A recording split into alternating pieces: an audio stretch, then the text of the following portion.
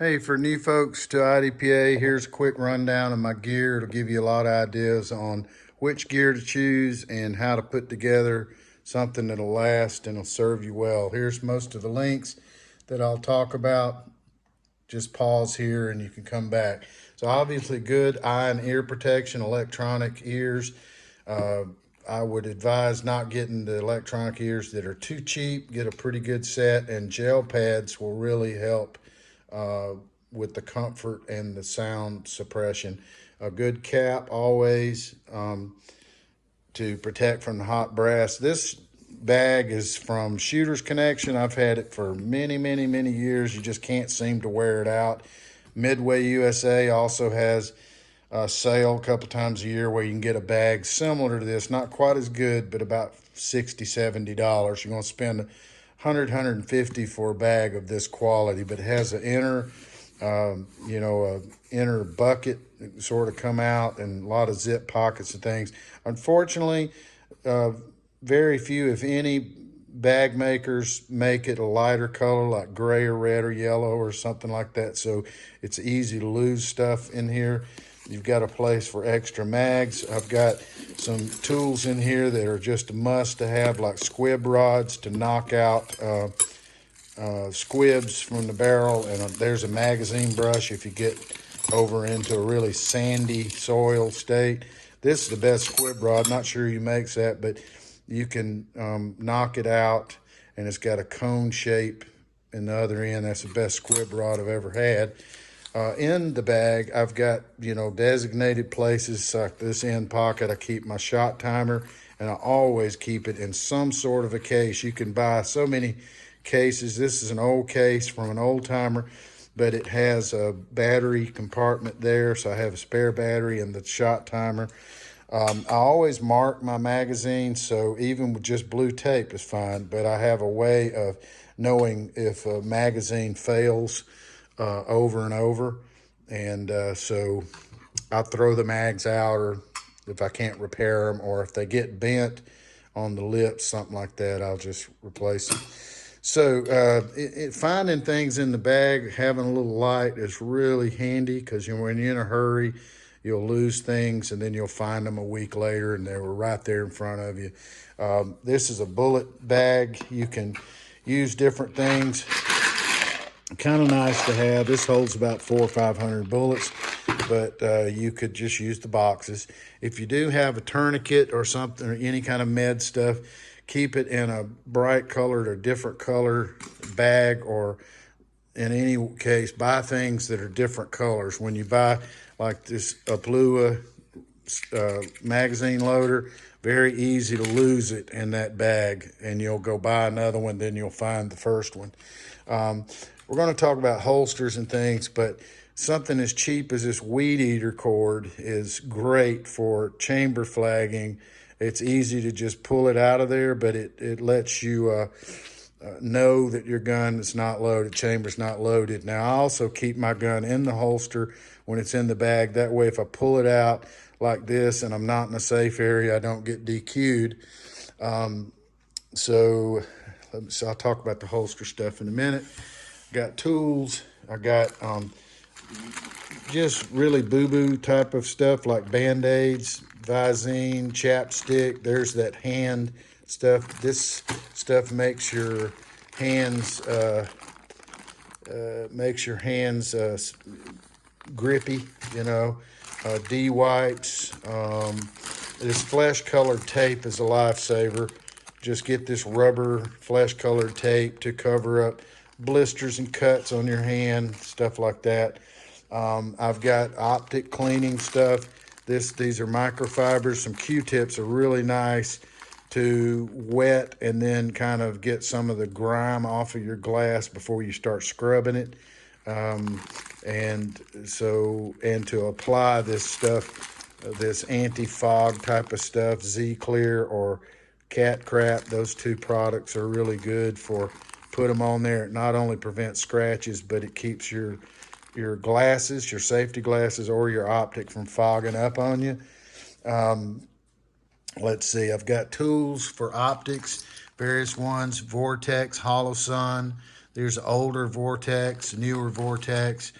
This is even for a scope or an LPVO, undoing the caps. But I've got Renata is a great battery brand that comes in some of the higher end optics from the factory.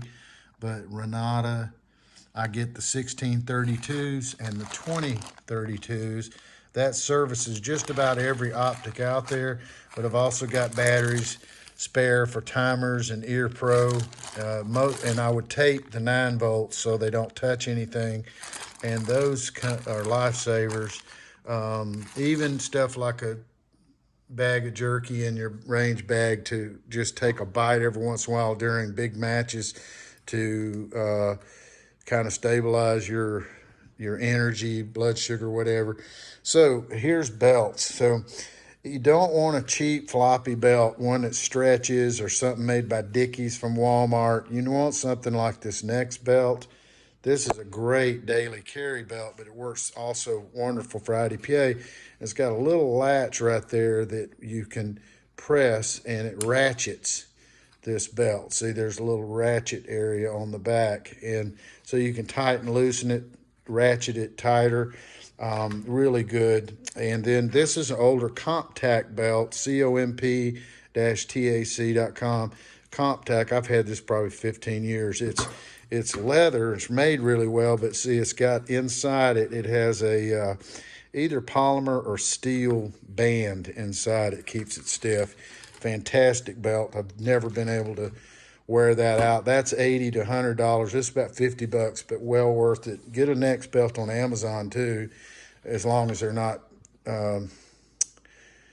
fake belts. I think they're definitely genuine.